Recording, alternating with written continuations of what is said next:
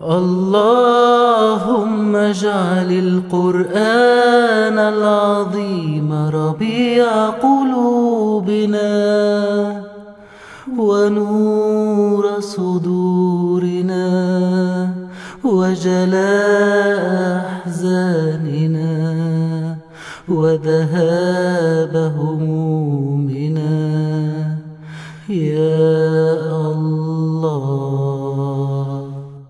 اللهم اجعل عامنا هذا عام خير وبركة ومغفرة وعزة وأمانا ورحمة، واجعل في بيوتنا عيدا وفي أرضنا عيدا، واكتب لنا فيه أياما سعيدا، وارزقنا فيه رزقا كثيرا، واغفر لنا ما تقدم وما تأخر.